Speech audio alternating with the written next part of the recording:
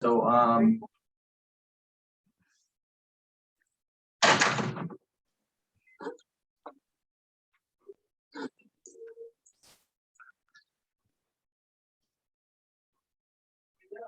don't we wait a couple minutes to let other people jump on here?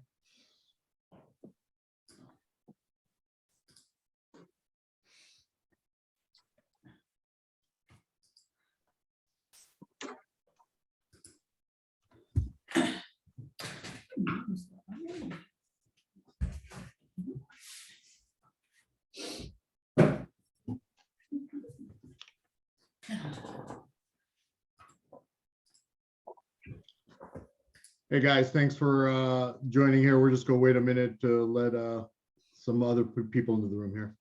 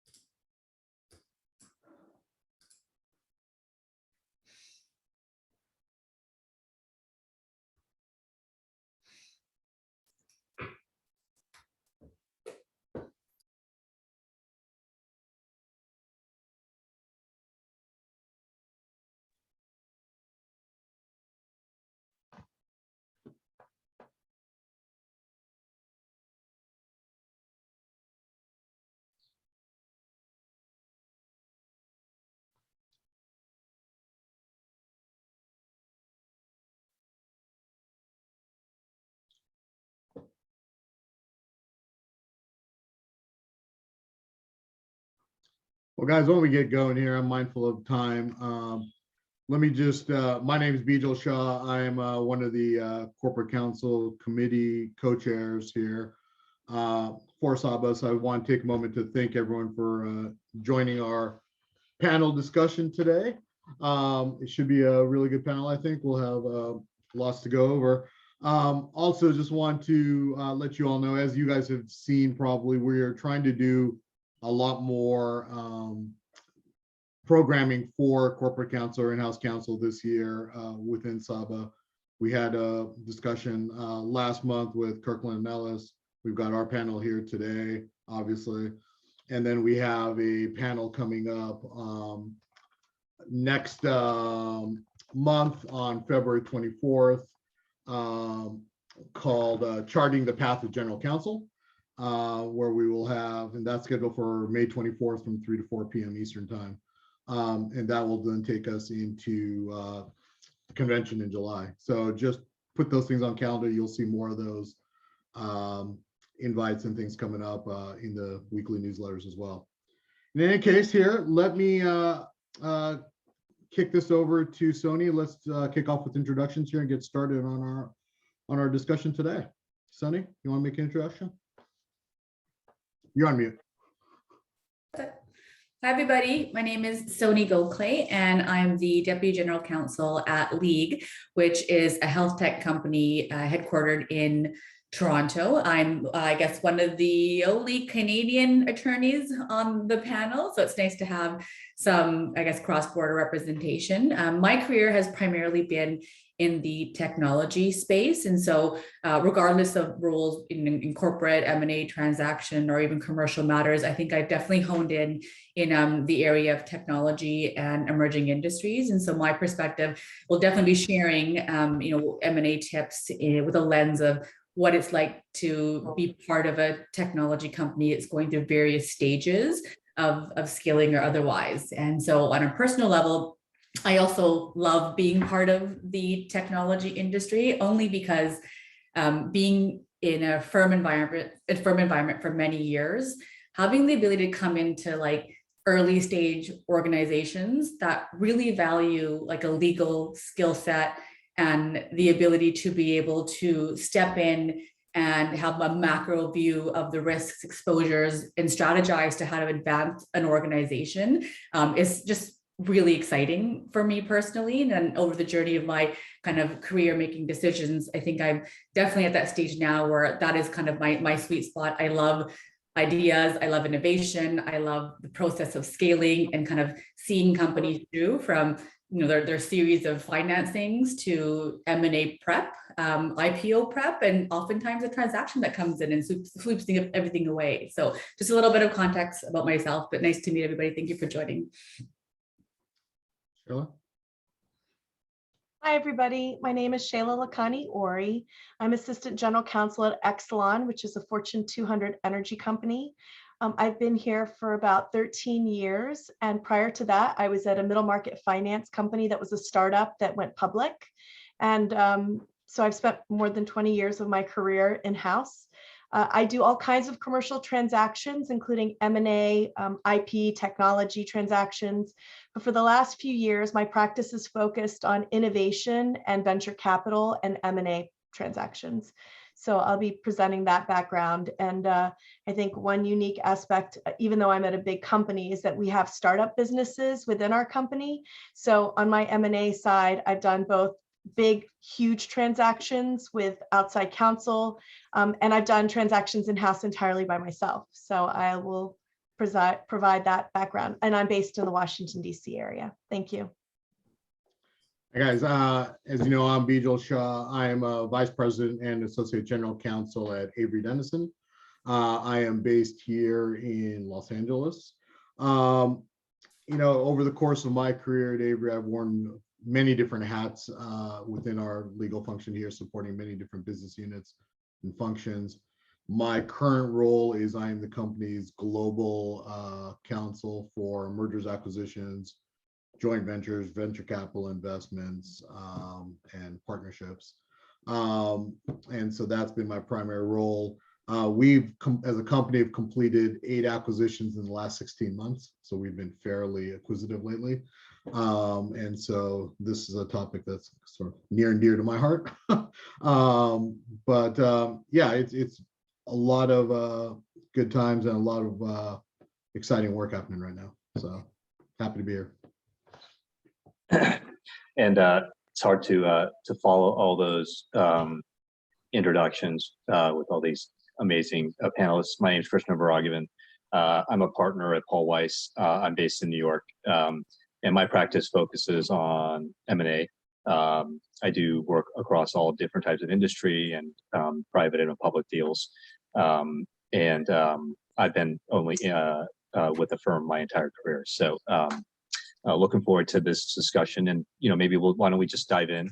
Just a quick overview of what we're going to cover today. I mean, M&A can cover so many different things, and we had to be judicious in the topics we picked. So we're going to cover due diligence, negotiating a transaction, communication strategy, and then probably most interesting for people, how do you balance in-house counsel, outside counsel, and that relationship. Where appropriate, we'll try and talk about different factors to consider, whether you're on the buy side or the sell side. That obviously impacts how you look at some of these issues. The size of the deal, whether you're going to have outside counsel or not involved, also impacts a lot of these concepts. And then frankly, sort of the business case for a deal, the risk tolerance of your client. And so, for this panel, we're assuming middle of the road risk tolerance. There can be some deals where people are very risk averse or willing to take more risk. And if we have some of those situations, we'll highlight that. So diving into the first topic, due diligence, which I'm sure is everyone's favorite topic when they hear about it. Here's a place I think where it is different if you're a seller and a buyer as you think about diligence at the outset. So Sony, I'm going to first put you on the spot. Tell me a little bit, when you're thinking about diligence from the seller's perspective, because I know you've been involved in that. What do you think about at the outset to try and frame this and have it go smoothly? Yes, and absolutely, I do reiterate the different considerations, whether you're on the seller side or on the buy side, and also just the stage and phase of the company, right? That would be kind of that in the role of the seller. Again, starting at kind of the early stage startup, it's so easy to just overlook the basic administrative, more mundane parts of like the role of legal, just to manage your, minute books, your, administrative kind of like documents, filings, etc. And so, that's something that definitely should not be overlooked because it's the first and foremost part of diligence. But understanding the value of the assets for sale and not doing so you can throw expectations off internally and the result of kind of rocky negotiations outside of the diligence, understanding and adequately preparing for the sale is first and foremost. And we get focused on that, right? Because that's the objective, understanding the deal. And so tying this back into the diligence is, there's going to be unforeseen events that we just have to be mindful of. Don't get bogged down having to deal with the foreseen events like the general basic administration, right, of the diligence, the documents, the filings. And some type of, corporate records are easier to fix, like officers, directors, registers, you can update that very easily. But, there's always this kind of this joint exercise of managing like your options register. That's much more challenging. And it's kind of it's an obligation that you have to work with your finance team on, and you're oftentimes your HR team. And so going back and having to fix all that in the midst of, an otherwise pretty intense period for the organization becomes very, very challenging. And so this is just one area that, again, in the more mature stages for organizations, you often have like legal operations or clerks or resources that are external. It's much more manageable. You're on top of it. But anything that's kind of in the mid to early stage, it's so easily overlooked. And our roles as legal counsel, it's not that we're doing nothing. Our days are often very busy, and you're involved in like every potential deal, mandate, fires, etc. So this is just one that, from a practical perspective, it does get overlooked. It absolutely does. But if there's any advice that I can share, is just spend the time.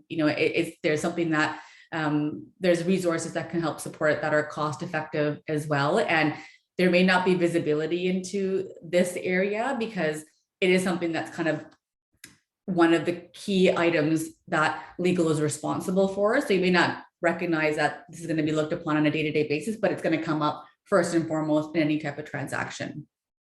So just following up on one thing you mentioned, in addition to sort of books and records, shareholder registers, which I completely agree. Talk to a little bit about trying to figure out the foreseen issues. You mentioned, understanding the value proposition, but there's also sort of this part about, whatever you're selling, whether it's the whole company or division, identifying potential issues up front. So have you had situations where you've had those types of things identified and ways to sort of remedy them up front, and has that been helpful in the deal process overall? Yeah, I mean, absolutely, right. I mean, we'll always have the basic understanding of like, an asset sale, versus, the entire organization, including the people, right? And so understanding the objectives of the transaction is first and foremost. And there are nuances and sensitivities relative to which type of acquisition you're supporting, right? And maybe I'll just talk about it now, but like, my experience in not necessarily recognizing the objective in at least one of the deals that I worked on earlier on when I went in-house was the people component of it, right? We understand how we need to manage and the diligence that we may need to do, or the diligence even on the seller side, but the people component can oftentimes also be overlooked, where there's team dynamic. There's going to be a post-transaction deal team or a team that's going to move over. And so just understanding that it's not just the assets that you're purchasing, right? Divestiture or otherwise, oftentimes there's people attached to that. And so, how you behave and how who's representing the company, your role and all of that is also quite relevant. Perfect. And yeah, we're definitely going to come back to that topic a little bit. Shayla, go ahead. Sorry, I didn't mean to cut you off. I was just going to say, one of the things that I find a lot of times happens, because the M&A transactions I do can sometimes, as we talked about, asset companies, businesses, but sometimes divisions. And I think one of the upfront things that people need to make sure they do before you start is make sure that whatever that business needs to operate, permits, people, that they're all in the name of that business, and moving things around and checking ownership and license names and, and things like that, so that you have something that is self-contained that can be sold, or you can disclose in the process what is needed to make that business run when it's acquired or when it's sold, on the sell side, that is. Yeah, Shayla, I think that's a great point, especially for carve out or asset sales, understanding the interdependencies of the business you're selling versus the one that's staying, and ensuring that it can operate standalone. Have you, I know you've done big deals, small deals, you've done a lot of the carve outs. What are the typical, from a diligence perspective, when you're setting that parameter, issues you see that people don't think about for that standalone company when it's being sold? What are the things that you see, like, well, we need to have that put in place or remedied, that would be good so for people to think ahead of time? Yeah, so recently we had a couple of startup businesses that we've sold in the last 6 months. And one of them was a standalone business. And because we operated it as a standalone business, as its own corporate entity, it was really easy, because you knew that whatever that business did, it was in its name. We made a lot of efforts, but the other business that was a startup was a DBA. And so just looking at things like intellectual property, licenses, people, insurance, let me see what else comes to mind. Computer programs that you need, where are the licenses held? Like taking the business from soup to nuts, talking to the managers of that business, because I was not intimately involved in the business itself. I was just asked to step in to sell it. Whereas the other business that was standalone, I was basically their counsel. So I knew everything about it. So, asking those questions, like, how do you operate? What do you need day to day? What people do you need? Where does your insurance come from? Your cars, are you driving cars? Do you have assets that you need to operate the business? And then tracking down, especially in a company our size, because there's a lot of things that get lines blurred. And we have a service company that handles a lot of the things like the leasing and the insurance and the people. So it's unpeeling that, taking that apart. You're basically describing the two opposite extremes. One's a really easy deal for you guys to do and you love it. The other one is very complicated. Right, because it's easy, because it's also then an equity deal and all the assets and liabilities go with it. And in the other situation, because you're selling assets, because you can't peel it apart, you're stuck with the liabilities when you sell it. So you really want to make sure you understand all the aspects, both from being a good partner in selling the business perspective, so that the buyer gets what they need. And especially if they're going to ask for a rep and warranty, that they have sufficiency of assets and things like that, you want to be prepared. But alternatively, you want to make sure you're not holding the bag of costs that the business didn't think about, that they're still holding because contractually they still belong to you, or things like that. And so from both sides, you want to make sure, as the head lawyer in the M&A transaction, that you're thinking about that. Perfect. So I think takeaway is, from small to big, preparations important, talking with your operational business folks, understanding value, scope. The more you can do that up front, the better you're going to be prepared to do the deal. So maybe let's flip this on the other side, and now on the buy side, where you're looking at a business, a company, assets. Bijal, this is something you do day in, day out. I think you told me you did 900 deals in the past 2 years. So maybe you can tell me a little bit, just joking, tell me a little bit about when you're starting out on a sort of a new deal, you're looking at it, what are you focused on? How do you think about, diligence on the buy side? Yeah, Christian, I think obviously we all know diligence is important. It's something you're going to need to do. It's obviously the homework you're doing about the target company you're buying, right? What is it you're buying? What good things and bad things are you getting? So clearly it's important, and I think we all understand that. My advice when we kick off looking at deals and working on deals, we spend a lot of time up front on focusing on the diligence and the scope of the diligence we're going to be doing here. That's the important thing. Is this going to be a heavy-handed diligence where we're going to unearth every stone and look for all liabilities and risks? Or is this going to be something lesser, because the size of the deal is smaller, the scope of the deal we're willing to take on more risk. So I think understanding internally, firstly, the level of risk you're willing to take is important, because that will help dictate the level of diligence you do. And so from from our side, we spend time on diligence, but we're not necessarily trying to uncover every stone. You know, we have a risk tolerance that we're willing to take. The advice I tend to give to my business folks is that the goal here, you know, that's really important to move quickly on due diligence. The goal isn't to wipe away all risks and have zero liability. That's just, you know, that's foolish to think that you're going to be able to do that. Yep. It's to limit or mitigate the risk to a level you're comfortable assuming, right? So Yep. that's our starting point. But then once we've established that, we invest, you know, time and resource upfront in due diligence. Tell me a little bit, you know, once you've assessed risk tolerance and you've sort of scoped what you're going to do, you know, there are, I'm sure, certain things you guys try and identify earlier than later as being more significant or not. And so how do you go about that? And are there other specific areas that you know you need to get ahead of up front because they are sort of third rail issues or make or break for you guys? Yeah, and so for us, obviously, regulatory issues are one of those things we focus on early on. Given our size, we run into antitrust issues quite a bit. And these days, it's not just US antitrust. Yep. Every country, whether you're in Europe or Asia or China, every country's got their own set of antitrust rules. So we focus on that very early because we've had experiences where even countries that you may not have operations in have antitrust rules that affect your deal that you had having to pay attention to. So regulatory is a big focus for us. FCPA, those sorts of things. CFIUS, you know, if you're in that sort of industry here, would matter. Things that could one either derail a deal or two could add a lot of time, and so you have to build in doing the research up front on that. The other thing we focus on is on environmental sort of issues. You know, because those environmental issues, depending on the scope and the scale of what you're talking about, could have a significant valuation impact. And so for us, we'll tend to focus on those big ticket sort of items, things that could either derail the deal or have a significant valuation impact.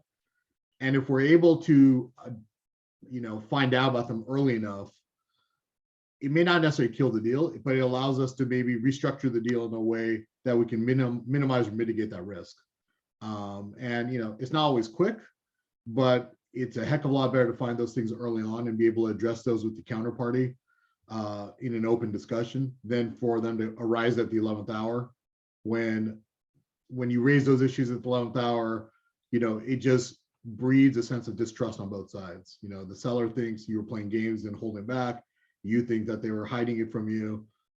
So we tend to focus on the big ticket things up front and recognizing that we're going to have to be willing to take on some risk here in any sort of M&A acquisition we do. Yeah, excellent. So Shayla, maybe, you know, coming back to you, you know, whether you're on the buy side, sell side, on diligence, you know, one of the important parts is sort of coordination with your team internally, your subject matter experts. So maybe you could talk to me a little bit about how do you do that effectively on these types of matters to keep everyone in the loop and moving the deal forward? Yeah, I mean, I think that's really important to have that up front. Whether you're buyer side or seller side, you're going to have reps and warranties that you have to make. You're going to have, you know, if you're acquiring a business, you're going to have folks that are getting that and they're going to be integrating it within the business. So getting all those subject matter experts are really important. I think what at least in what I tend to do is I start with my diligence checklist. And, you know, and if you take the list that Bijal just gave of all the important things, which are, you know, he talked about regulatory, CFIUS, antitrust. So, you know, when you, I think having a really good checklist, due diligence checklist is important. And whether you have whether you're doing it yourself or outside counsel, that should list things that you need to get from diligence to closing. So it would have things like approvals that you will need, whether they're internal or external, regulatory approvals, government approvals. And so once you have your diligence checklist together, you'll know whether you have things like you're acquiring property or real estate or environmental liabilities, in which case you need real estate and environmental. All deals, I think, should include your finance and tax teams. All deals should have subject matter experts relating to the the business that's being acquired so that they can weigh in on the risks that you're taking and the liabilities or, reps and warranties within the document, because your deal team is going to be also responsible for reviewing the document and getting back to you and flagging issues. They're also going to have a part to play in your due diligence, and they're going to be assigned parts of of either populating your data room or reviewing the data room. So you want that list of folks together, but I think at a minimum, you want tax, accounting, your regulatory experts, your, again, environmental and or real estate, and then you want somebody from HR. What do you do, in that process where, you've identified something in diligence that's important? How do you ensure it gets communicated back to the deal team negotiating the documents, or if it's significant enough value? Do you design a process for those types of, red flags or issues to funnel up in some way so that, the right people know about it? I think it's very individual how you run a deal. And I'm sure Bijal and Sony may do things differently. For me, I have standing meetings with this deal team. And what I try to do is because not everybody can always make it. So I always take notes and minutes and I send it out to the deal team by email. I assign stuff to people so that people know what they're responsible for. And that way, for example, if there is an environmental issue, it's for everybody to see, because maybe the tax and accounting folks then will see that there's something and they'll get clued in.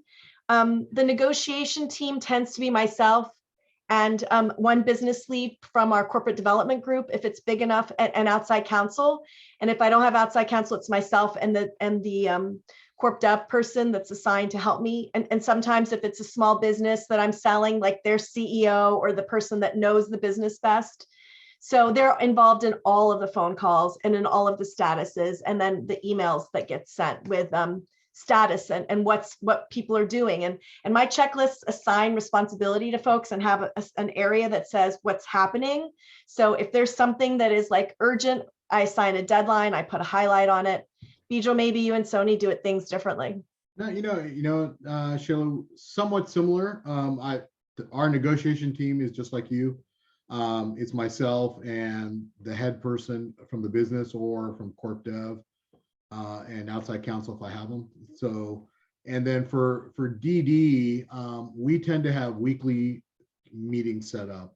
We assign someone from our corp dev team to sort of be running the diligence process overall.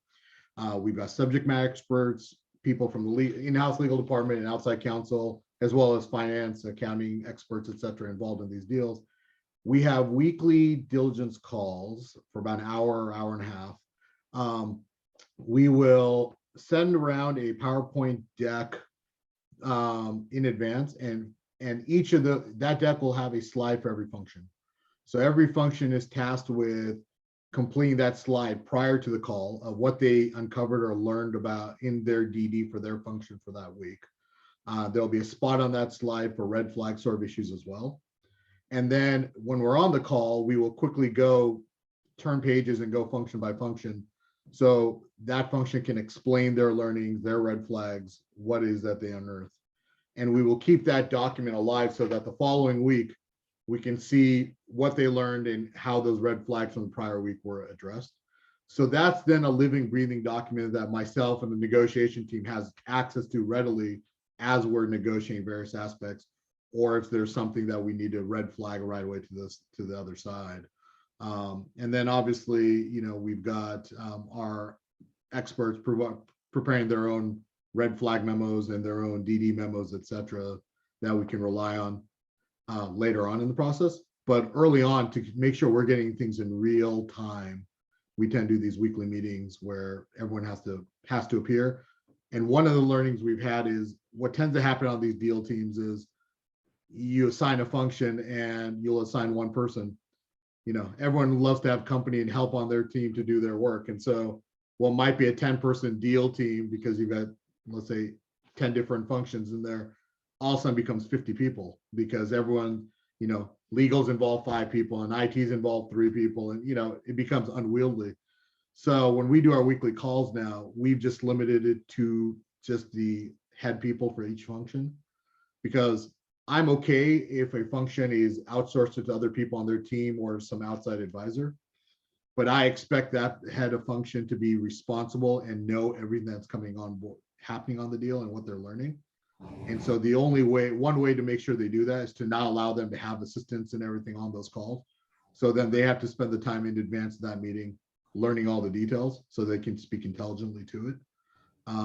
That's just the way we make sure that the right level of attention is being paid to it by the various functions. Before we move on from diligence, oh, go ahead, Sonny. So my only add-on is just from the perspective of like a smaller deal team would be just the role of finance or the CFO to the extent that you don't have like a corp dev team, because particularly in technology or emerging companies, like the diligence may not be as elaborate in the sense of, turning every stone. You just don't have that level of risk, right, management, but it's the more thorough diligence that may be required around like the key customers, right? And for example, if you have one key customer that accounts for like 80% of revenue, like that's a pretty big risk item, for example, which may not come across in initial conversations on deals, objectives, etc., but it comes out in really much more thorough review of like key customer or commercial contracts, many of which can be very confusing. That can be like loaded with exit rights or like different terms. And so it's not a clear reflection, or it's not accurate reflection of what has otherwise been part of the overall pitch or the overall kind of objective. And so working hand in hand with the finance team, oftentimes even external, to review these like more complex IT kind of commercial agreements is also something that I've experienced. Perfect. Okay. So I think we have due diligence enough. So maybe moving on to next topic, which is negotiating the deal. And here there are a few different sort of topics I'd love to cover. So I think the first one, Bijal and Sony, as you similar to diligence, when you start negotiating the transaction documents or the deal itself, what do you try and do at the outset? I mean, I know when we were talking and preparing, there was an emphasis you guys set on sort of understanding the objective of the deal at the beginning. So maybe you guys can elaborate a little bit on that. Maybe Bijal, why don't you start, and how that identifying the objective is important as you sort of move through negotiations. Yeah. So I think when we are early on trying to just evaluate or understand the objective of the deal, the goal is to understand, why is it that my business is interested in buying this target company? What is it that they're hoping to get out of this? I think that becomes important, because that then informs how you approach the rest of the deal, from the due diligence, the negotiation, etc.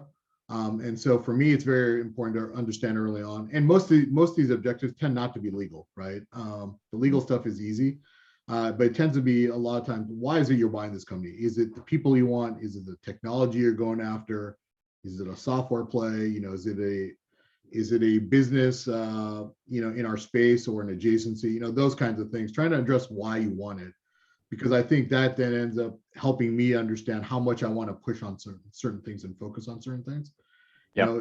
If we are looking to buy a small company because of some technology they have, but they're a very small company, I'm going to focus a lot of my DD efforts on IP and looking at that technology, and less so on everything else.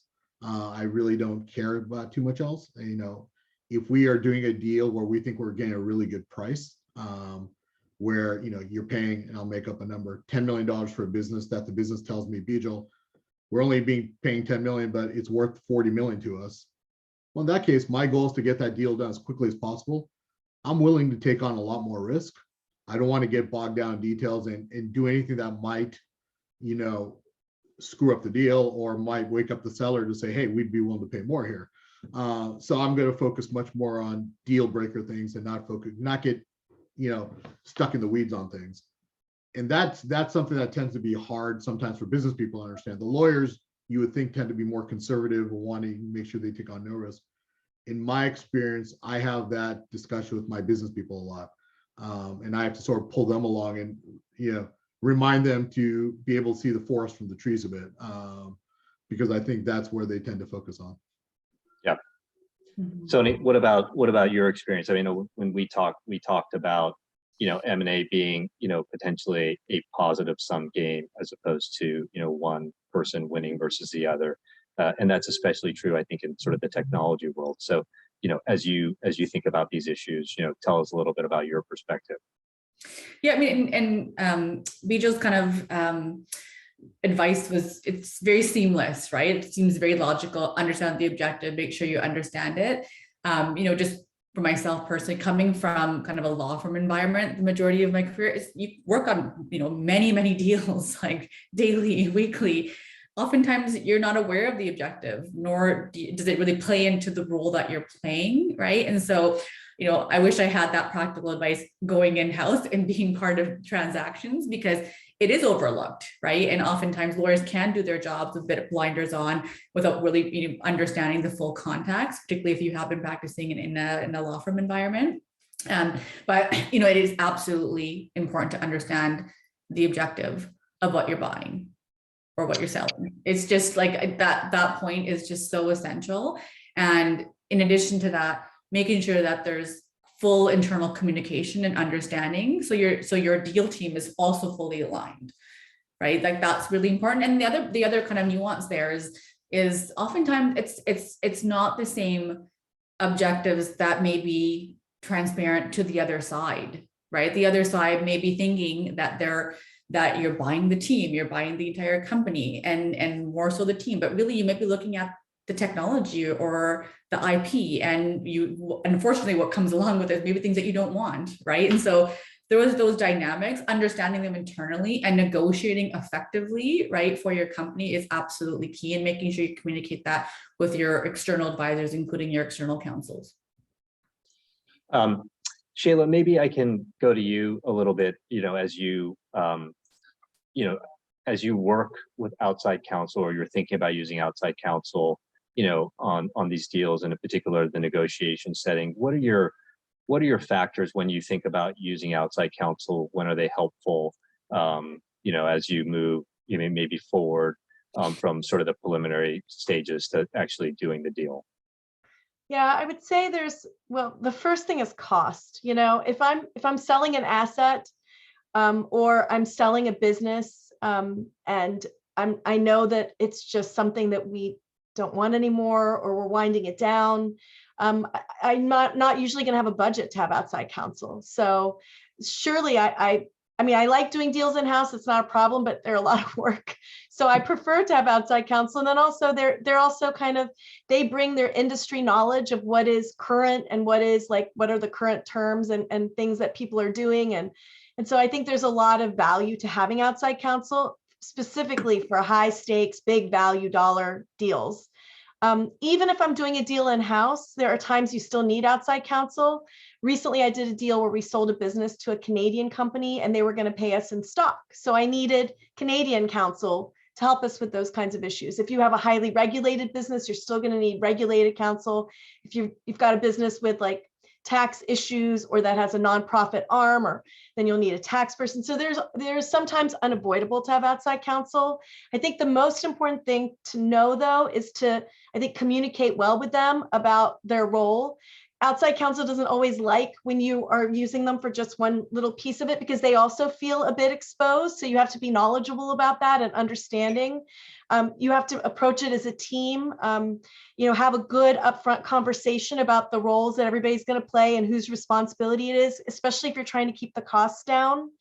And I think you want to be really clear about your negotiation strategies and your deal objectives, especially if they're taking just a part of it, or even if they're going to run the whole deal, because you don't want counsel that's more risk averse than what your deal team is. And so if you tell them up front something like what Bijal or Sony has said, like, we really just want the technology, we really just want the company, it's got a lot of value to us, then you'll align everybody on the same page. And then I also think that just, there's a lot of calls, as Bijal talked about, diligence calls with everybody.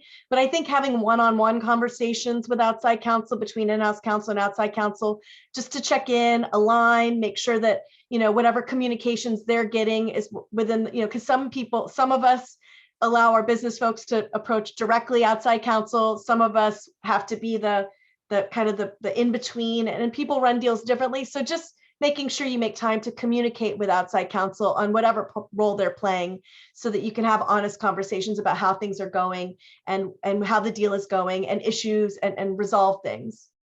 Yeah, I'd say that communication part is probably the most important. From where I sit, usually I spend most of my time on my deals, talking with the client to make sure, understand expectations, process, exactly all the things you talk about. And the more you can have those conversations in sort of an honest, transparent way, it is just a better relationship for both. There are no surprises, because, I think both on the cost side, also how law firms do, a lot of the issues are, no discussion up front. Like, for example, we passively diligence. That's an area where cost can go really much higher than people expect if you're not very clear up front what you want people to review, what type of review you want. Do you want a diligence report? Do you want just tell me if there are issues? So I think the more conversation you can have earlier on those topics, and I think actually it's really sort of on the outside counsel to raise these topics, because we do this all the time. We see these issues to you guys, the better off we'll be. So, and I'll just add to that, Krishna, that when my outside counsel is very proactive about that, I feel like there's more synergy between us. They have my back. They're wanting me to look good. They're wanting to control the costs. We're aligned. And I think it's a really good way to build trust, especially if you've never worked together before. Those conversations are really important to have, and it builds good trust between in-house and outside counsel to make sure that the rest of the deal goes smoothly.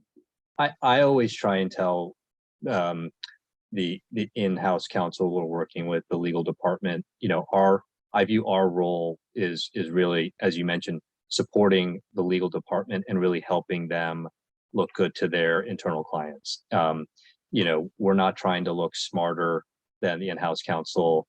That's not helpful for anybody. We're not trying to sort of go around them. And I think if you are synced up on that point, it's going to be a productive relationship. Otherwise, frankly, it probably might make sense for you guys to look for different lawyers if they're not doing that. So the next topic I do want to talk about, because this, I will say, as an outside counsel, is not something that we focus on, because we do the deal, we close it, and then we move on. Sometimes is integration. And Bijal, this is, I know, something for in-house counsel that is really important from diligence negotiations as you think about integrating the business. So, maybe talk a little bit about how you think about integration, what you're focused on, and how integration issues can impact the overall deal. We talked about some of these soft issues like company culture, just generally. Yeah, happy to do it. So I think, one of the things I learned coming in-house is being an M&A lawyer at a law firm is very different than doing M&A in-house. When you are doing M&A as outside counsel, your goal is, the objective is to get that deal signed and then closed, and then you move on to the next deal. When you're doing a deal in-house, yes, you may have multiple deals going on, but you have to now live with what you bought. And so you now have to integrate it into your business and make it part of your family. And so there's a whole process around that. It's not just, hey, sign the deal, close the deal, and move on. You now have to do something with it to actually realize the value for all that money you just paid. And so understanding early on what it is you're buying and what's important factors in here. Because when you get to integration, there's a whole discussion around what you're going to do with that business you just bought. And, the typical approach is probably to integrate it into your company completely. So basically you move everybody onto your systems and your platforms and your benefits and all those kinds of things. Try to make it part of your family so it looks and feels and breathes just like the rest of your businesses do. And sometimes that works fine, that's great. But I think many times that's a challenge, it's a problem. Because many times if you are buying a company that is much smaller than you are or has a different culture and more, trying to make them look like you doesn't really work. One, it's going to be a shock to their system. And two, you potentially going to erode the value of what you just paid for, because the reason you bought them is that they knew what they were doing, and what they were doing worked for a reason. So making them look just like you may erode that value. So you got to be cognizant of that fact. So for us, very early on, we have a discussion while we're negotiating the deal, what our integration strategy here is going to be. Are we going to make them completely integrated and make them look like Avery Dennison? Are we going to give them more rope to operate separately? What really is important for us to focus on early on, and what can wait? And so we've done a couple things. One, we've created an integration playbook. So by function, we have a functional playbook by function on what we're going to do on every deal. And so whoever's part of the integration team, whether it's me or one of the other lawyers in my department or one of the other functions, they know exactly all the things that they need to do in a typical process. We also outline on one slide sort of what is important for us to get done in the first 30 days, first 90 days, and first year. And if things don't make that list in one of those three buckets, it's not going to happen. We don't focus on it or worry about it until after year one. But there are certain things you just obviously have to get done in the first 30 days, primarily around regulatory type stuff, licenses, permits, that kind of thing. First 90 days, maybe the first year. And other things, while everyone wants their stuff done, just isn't important. And we basically align with that all the way up to the C-level. So if there's any pushback from any function down the road, they know they can take it all the way up to the top to make sure that this is where we're aligned on. So for us, that's a really important thing that we do. And then we also do report outs to our team. We have a committee we create on every deal to whom we report out on a quarterly basis. So you can report out on how the integration process is going, what's working, what's not working, what pivoting do we need to do. And that allows us to keep everyone honest and on board. And look, if your initial integration strategy isn't working for some reason, you don't keep doing something that doesn't work. Let's pivot, let's make a change, let's talk it through and move on. So that's sort of how we focus on it. Interesting. And you mentioned, having sort of this playbook, and you do a lot of deals. Are there other things like that you think are important for in-house legal departments to develop in terms of standardization to help on these topics from integration or otherwise? Bijal, I think you may have gone on mute accidentally. Sorry. From integration, yeah, obviously we've created this playbook. The other thing I try to do from an integration standpoint is, if I'm running the deal side, we have due diligence memos from outside counsel, from our finance partners, accounting partners, et cetera. We will go ahead and create a Google Drive, if you will, of all the key documents on every deal, including the deal documents, the closing binders, all the DD memos, et cetera. And I will also have outside counsel prepare for me on every deal a sort of a 6 or 7 page summary of key deal terms. That's something I can share with the C-suite as I'm looking to go deal approval, but I can also then share it with the deal team afterwards for integration purposes. So if anyone has a quick question, they don't have to wade through the 80-page merger agreement or purchase agreement. They can quickly look for a cheat sheet answer here. But from an M&A perspective, we've also standardized a bunch of things. So we've got standard forms of NDAs we've created for buy side, sell side, standard forms of letters of intent. We have a standardized sort of M&A process that we use with our corp dev function as well as the business on every deal. So everyone knows kind of in the process where you are, including a RACI to go through with it. So everyone knows kind of who needs to review and approve and can be consulted on various aspects of it. And then we have monthly standing M&A committee meetings with our CEO, CFO, myself, chief legal officer, and key business leaders to go over all the deals in the pipeline, kind of where they stand and what's going on. So we've tried to add some process here to allow things to speed along, because if you're trying to do multiple deals or look at multiple things, you don't want to have to recreate the wheel every time. And so standardization makes it easier for people. That's very helpful. Sony, anything from your perspective that you'd add to that, as you think about these deals? I mean, I know the tech space, particularly in integration, people obviously are a key component here.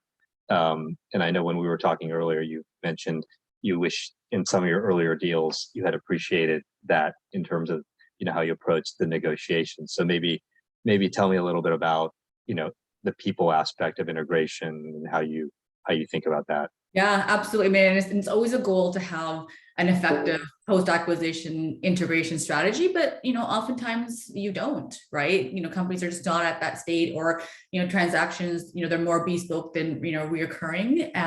But I absolutely lived through this, and kind of tying in the discussion so far, like we talk about understanding the objectives. We talked about leveraging outside counsel. I was in a situation where, making the decision how to leverage outside counsel, doing it and leveraging in the right areas, not so much diligence, helping negotiate the deal terms. Somewhere in there, I don't know, why I did this, but I took on kind of more of the lead, kind of like finessing and kind of hardline late night conversations of convincing, the counterparts, like executive team members that were going to come with the acquisition, to sign off on like what I thought were top tier like items that we'd want to cover in our transaction. There's like earn backs, there's clawbacks, great stuff, like perfectly executed transaction. But like post acquisition, those people are part of your deal team, right? Like they're part of your team now going forward, whether they're your executive team or your day-to-day interaction.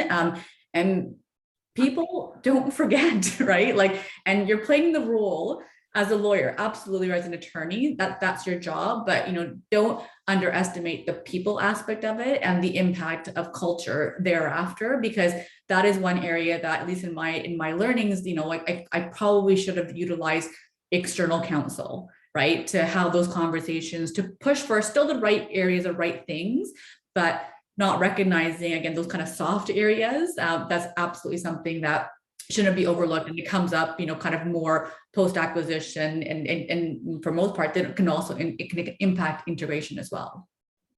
Yeah, that can be awkward at the Christmas party to talk about it. Exactly.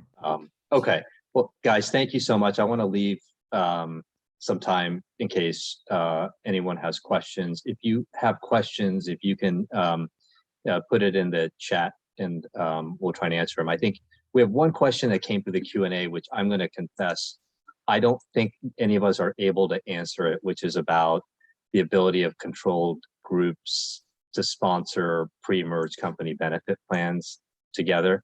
I don't know if anyone on this panel feels like they want to tackle that one. I personally, it's outside sort of my area of expertise, so unfortunately I can't speak to it. But if there's anyone else who has other questions, please feel free to put them in the chat, and we'll do our best to answer them. Yeah, I mean, I only have an ancillary, experience where I can say that there was a business that we were going to acquire, and they had a totally different healthcare benefits, everything. And when I brought in our HR, employment, ERISA folks, tax folks, they said that under the existing rules that they had to be on our plans. And that made acquiring the people, which we needed, that was what we were acquiring more so than business. The business was the people. It made it out of our price range. So because the costs, it wasn't just the cost of acquisition, it was the cost of that whole new group of employees. And the revenues they would generate didn't kind of make sense for us. So it kind of killed the deal. So I would say that these types of issues are important to know and understand, but I couldn't answer the question either. Okay. The next question for the group is, any stories of diligence issues that caused the deal to die or almost die? Any deal breakers, discovering, something, a huge contingent liability or anything else like that people have seen on their deals? We had a deal that we looked at early on, or a few years back, where we were looking to acquire a company or business in China. And it was interesting, though, they had a old facility or old factory site that they no longer operated, but that had a lot of environmental issues on it. Now they had sold off that site. It wasn't part of what we were buying, but because the original deal was going to be structured as a stock purchase under Chinese environmental rules, the liability would follow the owner of that legal entity. And it was a site where we actually went on to go do a phase one, and it was so bad they wouldn't even do a phase one on it. Like the whole site is just, Mhm. can't do anything with it. And we ended up restructuring the deal. I mean, it became an issue early on. This is where we it was good to do diligence early. Identified it, went back to sellers, had to explain to them what the issue was, and they got it. And then we ended up signing the deal, but between sign and close, there was an entire restructuring of the target company, Mhm. basically taking all those assets that we wanted, dropping into a new co, and then buying the new co. But that's how we ended up saving the deal. Interesting. Okay. Yeah, The I've done happy that. ending. I've done that also, where I've had it a couple of times where the intent was to have a stock deal, and it just, in this case, we ended up doing an entire corporate restructuring. We moved things around. There were some companies that were going, some companies that weren't. And as you said, between signing and closing, I've also had issues with the environmental. The environmental is just nasty. You really have to make sure that you understand those liabilities and how they live on forever. And in this case, I think that the company thought that they had adequately divested themselves of those liabilities in their previous transactions, but our attorneys didn't agree. They said the language wasn't specific enough and that there was still some contingent or residual liability. And in that case, it can get really sticky because they think one thing and we think something else. But ultimately, if we're buying the asset, we have to get comfortable. And the last thing I'll share is on the IP side, especially if IP is important, if there's something that underlies the business, and you trace it all the way back to a founder who's retired or passed away and never adequately assigned their rights, when you kind of track it through and you're not comfortable, like that was a deal killer for one of my deals, because we just couldn't get comfortable that the company owned its rights in that underlying IP, and they were not willing to do anything to kind of give us that assurance. And without some documentation, we couldn't have gotten there. It couldn't have just been a rep and warranty. Perfect. Okay. And then the next question we have, which is one that's near and dear to my heart, is how do you structure M&A fees with outside counsel, and what do you use for benchmarking? And there's a sort of a question about flat fees. So, I obviously have a view on this, but I'm more interested for how you guys think about this. Flat fees all the way. That's not fair either. I mean, I think we acknowledge right off the offset that you're just going to have like varying degrees of external counsel involvement, right? And there's a cost element there. There's a risk assessment there. Definitely firms are becoming much more open to flat fee, and I'm sure, Shayla and Vigil probably have more views because the volume of transactions. But yeah, I think it is something that's a challenging area because, again, I value the contribution of external counsel, and as good leaders, as good in-house counsel, you're leveraging them for the right reasons, areas that you may not have that expertise, sticky situations, and it's worth, at least from my perspective, worth the money that you're paying. And so, as much as we want these kind of fixed fee arrangements, which my co-panelists speak to, there's always kind of the element of we're also advocates to show the value of some of these external counsel engagements and the costs that come around with it. I tend to, on my transactions, I tend to try to go get quotes from 2 or 3 firms. I don't boil the ocean going for 20 quotes, but 2 or 3 firms, given the size of the deal, the complexities involved, I'm not going to use a Paul Weiss on a $5 or $10 million deal. But if it's a bet the company sort of deal, yeah, I'm calling Krishna up or someone similar to him and his firm. There's no one similar. You can just. But I tend to get quotes from 2 or 3 firms.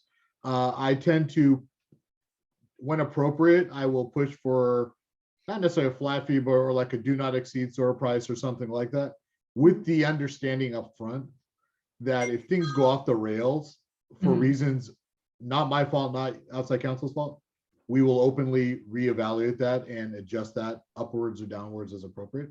And I've done that where I've actually paid outside counsel even more than they asked for because I actually thought the value they brought was so amazing they decided they deserved a bonus on it.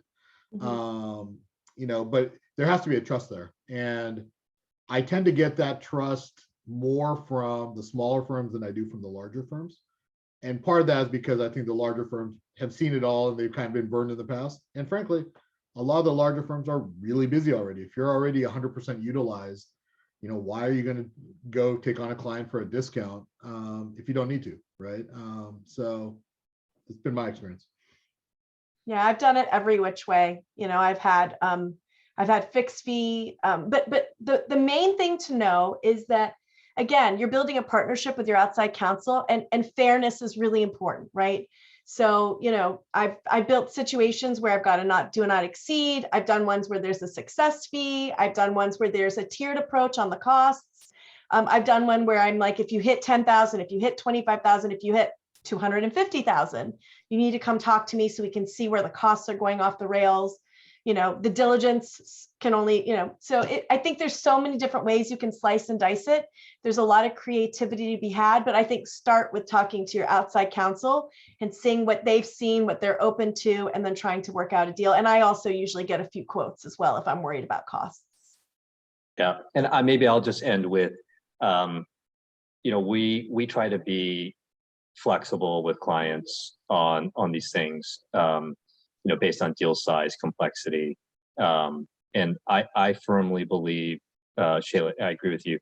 If you're in good communication, expectations are set up front.